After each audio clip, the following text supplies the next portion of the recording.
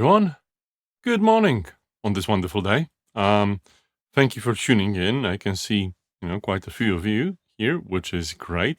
Probably um, enticed by my topic on how to become a LinkedIn influencer. Well, it's going to be an interesting one. So, actually, yesterday and the day before, quite a few people have talked to me about this particular thing.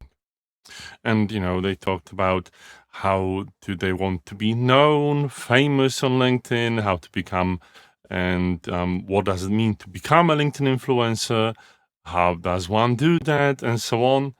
I was quite surprised. Definitely, it's not because I followed up with many people, it's just possibly a coincidence that it all happened at the same time.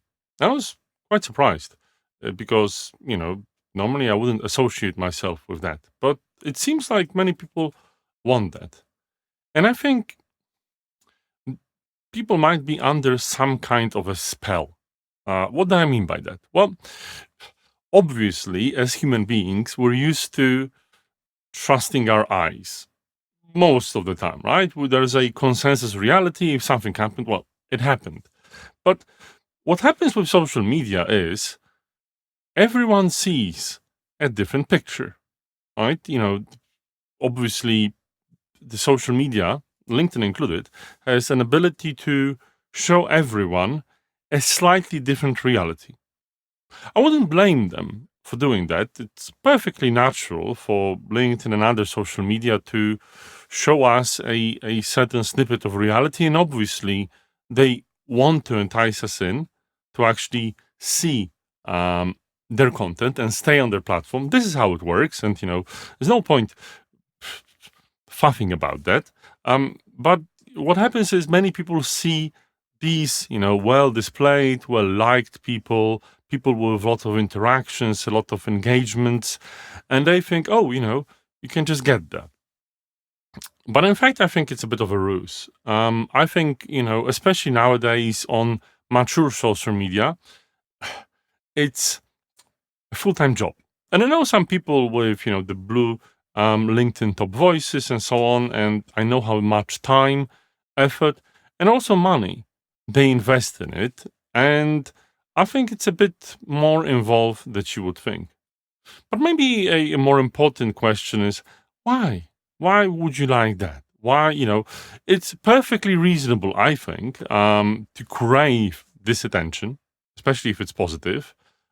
It does come with its shadows. I'm proud to have been heckled once, which is, maybe a sign of, I'm doing well.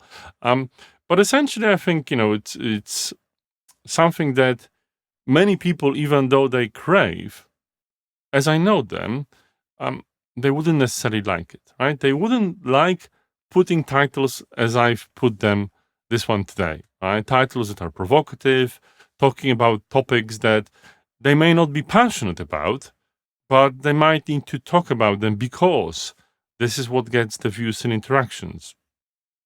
I don't think it's worth it. I think, many people think that, it's something that you can easily get, but I think that it comes with a lot of work, shadows, and all these interactions, all this. It's a bit of a vanity metric, I think. Obviously, the influencers will tell you it leads to stuff. But dare I say, if they would be so successful as they say, will they really have the time and energy to put so much effort into it? Think for yourself. You might ask Kike, well, what about yourself? You're streaming, going live every day. And I would say, well, maybe you'd like to do it the way I do it, right? Whatever rocks your boat, whatever gives you pleasure. If you like to do it, I treat it like a diary. Yeah, you're here. That's great. It's lovely to see the number of you and people listening. But if no one's here, I don't mind. For me, it's a great way of reflecting on reality, my life, my business, working with my clients, interesting things happening in the world. And I just reserve some time for it. And, maybe this whole AV studio is a bit of a hobby too.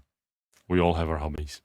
With that, hopefully you will rethink if you really want to have a large follower base and plenty of interactions.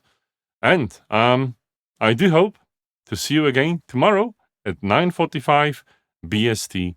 So yeah, see you then. Bye bye.